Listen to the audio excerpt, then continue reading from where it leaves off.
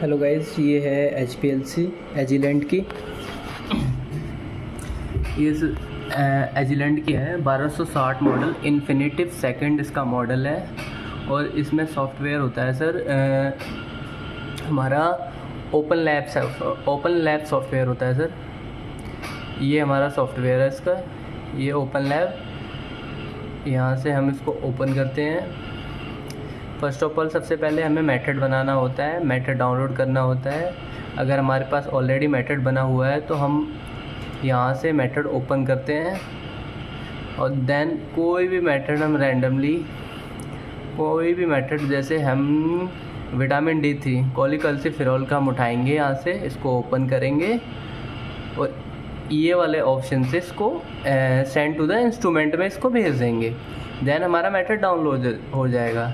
उसके बाद हमको क्या होता है सर, सीक्वेंस बनाना पड़ता है। सीक्वेंस के लिए मानो ये यहाँ से क्रिएट ए न्यू सीक्वेंस उठाते हैं। अगर हमें लाइन यहाँ से ऐड करनी है तो लाइन हम ऐड भी कर सकते हैं, अगर डिलीट करनी है तो हम डिलीट भी कर सकते हैं यहाँ से। देन इसके बाद ये हमारा एक्वेशन मेथड होता है। एक्वेशन मेथड, इसको यहाँ से ब्राउज़ करेंगे। देन अब हमें कोई भी, मान लो अब हमने विटामिन D3 का उठाया था तो विटामिन D3 का इसको ओपन कर लेंगे। और मान लो हमारे बहुत सारे सैंपल हैं तो इसको लेफ़्ट क्लिक करके इसको फील डाउन कर देंगे। देन उसके बाद आएंगे हम प्रोसेसन मेथड से। उसके बाद हम ब्राउज़ करेंगे इसको। ब्राउज़ करने के बाद हम विटामिन D कोलिकल्सिफेरॉल का उठा लेंगे, इसको ओपन कर लेंगे। और देन इसको भी हम लेफ़्ट क्लिक करके फील डाउन कर लेंगे। अब हमें यहाँ पे सैम्पल नेम में इसको पहला होता है ब्लैंक लिख देंगे। उसके बाद होता है स्टैंडर्ड। देन उसके बाद आप बैच नंबर लिख लिए। ब्लैंक हम 1 देते हैं, स्टैंडर्ड के 5, देन 2 देते हैं। यहाँ पे 2 लिख के आप कितने भी सैंपल है फील डाउन कर सकते हो। यहाँ पे मान लो यहाँ पे हम कोलिकल्सिफेरॉल विटामिन D3, तो इसको हम विटामिन D3 का नाम दे देंगे, विटामिन D3 का नाम दे देंगे। उसके बाद हम रिजल्ट नेम में आ जाएंगे यहाँ पे सर।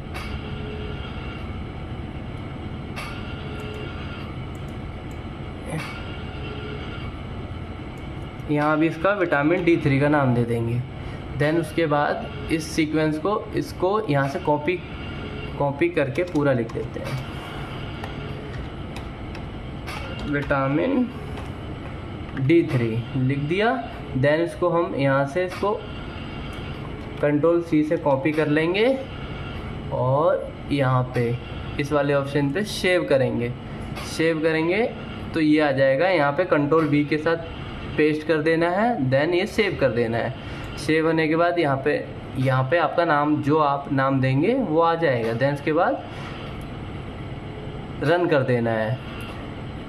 रन करने के बाद अगर हमें, मान लो हमें डाउट है, हमारा पीक ठीक नहीं आ रही है, फिर सबसे पहले हम अगर कोई भी सैंपल लगाते हैं हम उसका सिंगल मार के देखते हैं, सिंगल रन कि पीक ठीक है, RT ठीक है, पीक स्प्लिट तो नहीं हो रही है, बेस लाइन क्लियर है, तो हम सिंगल मारने में सैंपल नेम दे दो। अगर स्टैंडर्ड है तो स्टैंडर्ड यहाँ लिख दो, बैच नंबर है बैच नंबर लिख दो।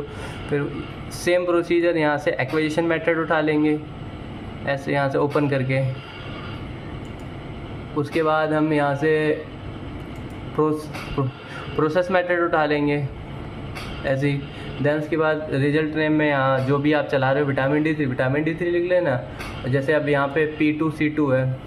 अब मान लो जो मेरी फाइल रखी हुई है वो भी P2 ट्रे में C वाले सीक्वेंस पे सेकंड नंबर पे रखी हुई है, तो यहाँ C2 लिख दिया। देन उसके बाद सिंगल रन मार दो।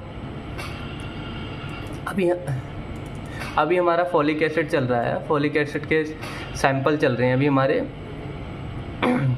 तो अब हम डाटा इंटीग्रेशन कैसे करते हैं। इंटीग्रेशन में क्या होगा आपका, मान लो ये मैंने मॉर्निंग में ऑन्डेनसेट्रॉन चलाया था, ये इसका है RM लगाया था मैंने, ये स्टैंडर्ड है इसका, ठीक है सर। अब जैसे मान लो मैंने कोई भी पीक पकड़ी, ये पीक पकड़ ली।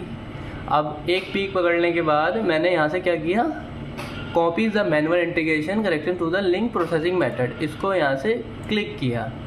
अब इसको मैंने कर दिया रीप्रोसेस किया। अब ऑलरेडी सारे जितने भी मेरे सैंपल हैं सारे ऑटो इंटीग्रेशन हो जाएगी सबकी। अब इसको हमें मान लो इसके प्रिंट निकालने हैं, तो उसको क्या करेंगे हम शिफ्ट कंट्रोल को क्लिक करने के बाद और कर्सर को हम बाय वन क्लिक करेंगे। देन उसके बाद नीचे रिपोर्टिंग में जाएंगे। रिपोर्टिंग में जाने के बाद इसको हम ये वाले हम इसको ऑप्शन रिफ्रेश कर देंगे।